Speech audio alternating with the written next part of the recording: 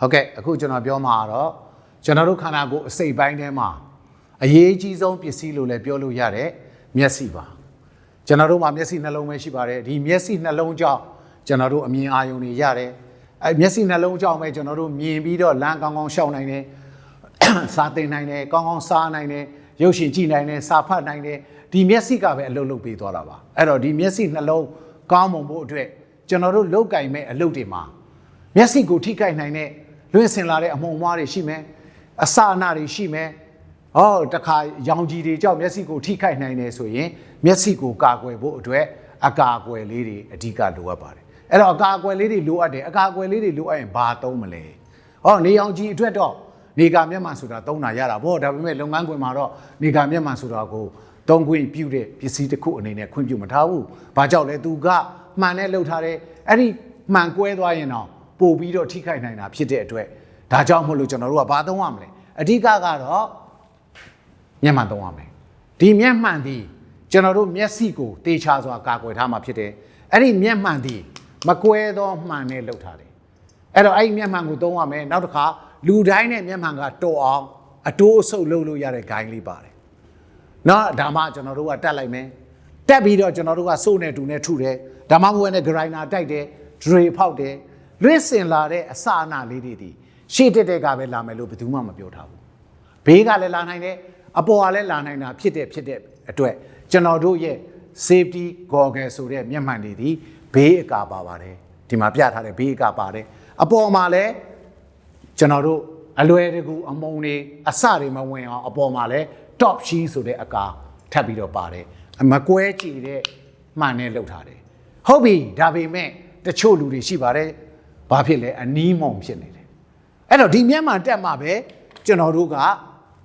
လုပ်လုပ်လို့ရမယ်ဒီမှာမျက်မှန်တက်မှာပဲအလုပ်လုပ်လို့ရဒါဆိုဒီမျက်မှန်ရှိပြီပဲရပြီလားမရဘူးဒီမျက်မှန်ကမှန်နဲ့လှုပ်ထားတာဖြစ်တဲ့အတွက်ဘေးအကာတွေလည်းအပေါ်အကာတွေရောမပါတာဖြစ်တဲ့အတွက်ကျွန်တော်တို့ကဒီမျက်မှန်တက်ပြီးတော့လှုပ်တာတော့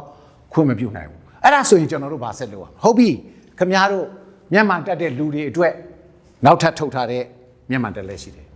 အဲ့ဒီမျက်မှန်ကဘာလဲအခုတက်ထားတဲ့မျက်မှန်ကိုချွတ်စရာမလိုဘူးဒီပေါ်မှာထပ်ပြီးတော့ဒီမျက်မှန်ကိုတက်ပေးလိုက်အောင်အဲ့လိုဖြစ်တဲ့အတွက်အတွင်းကမျက်မှန်အရာလဲပါဝါရှိနေတော့ဒီတိုင်းလဲကျွန်တော်တို့ကမြင်ရမယ်ဒီမှာလာထိတဲ့အခါကျရင်လဲဒီမှာက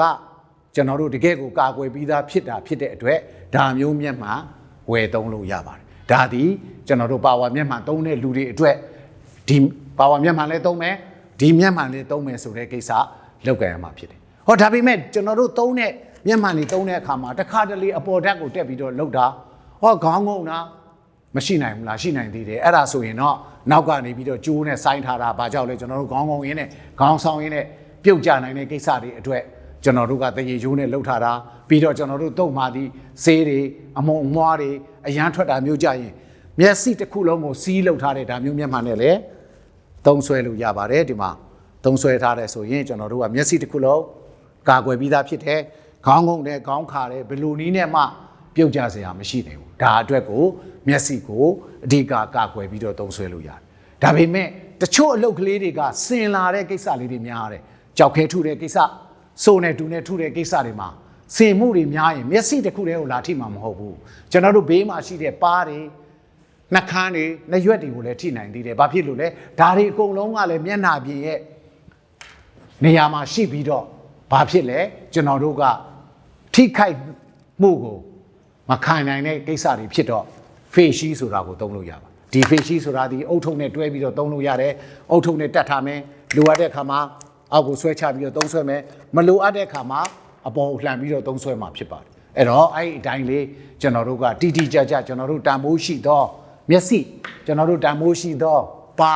းနားနှာခေါင်းဆိုတာတွေကို face sheet နဲ့ထပ်မှန်ပြီးတော့ကာကွယ်လို့ရပါတယ်အဲ့ဒီမှာနောက်ဆုံးတစ်ချက်သတိထားဖို့လိုတာကဘာလဲမျက်မှန်တွေမှာအယောင်မျိုးစုံနဲ့လာပါအယောင်ရင်းလာလားသလိုလုံးဝအယောင်မပါတဲ့မျက်မှန်တွေလည်းလာအဲ့တော့ကိုဘယ်နေရာမှာသုံးမလဲဆိုတဲ့နေရာမှာစဉ်းစားမှာဖြစ်ပါတယ်ကိုသုံးမဲ့နေရာမှာအလင်းရောင်နဲနေရင်တော့ကျွန်တော်တို့ကအယောင်ပါသောမျက်မှန်မဲနေသောမျက်မှန်ညူနေသောမျက်မှန်များကိုမသုံးဖို့ပြောချင်ပါတယ်ဘာကြောင့်လဲမျက်မှန်တက်လိုက်လို့တော့မျက်စိကိုထိခိုက်မှုကိုကာကွယ်ပြီးသားတော့ဖြစ်တယ်ဒါပေမဲ့ကိုလှုပ်ရမယ့်အလုပ်ကိုတော့ မျက်မှန်အညိုကြီးကြောင့်အမဲကြီးကြောင့်ထင်ထင်ရှားရှားမမြင်တဲ့အခါမှာနောက်ထပ် hazard ဆိုတဲ့လက်ကိုထိမိခြင်းလက်ကိုတူနဲ့ချော်ထုမိခြင်း dray နဲ့ဖောက်မိခြင်းဆိုတဲ့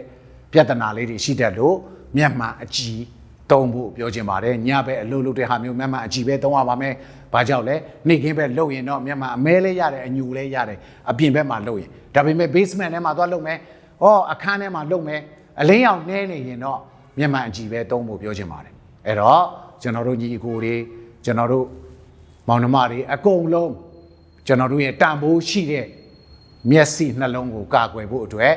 မျက်မှန်သေချာစွာသုံးဆွဲကြပါလို့ဒီနေရာကနေပြီးတော့တိုက်တွန်းချင်ပါတယ်မျက်စိနှလုံးရဲ့တန်ဖိုးနဲ့မျက်မှန်တစ်လက်ရဲ့တန်ဖိုးဘယ်လိုနည်းနဲ့မှနိုင်ရှင်လို့မရဘူးဆိုတာသဘောပေါက်စွာနဲ့မျက်စိကိုအကာအကွယ်ယူပြီးတော့သုံးဆွဲကြပါလို့ပြောချင်ပါတယ်ကျေးဇူးပါ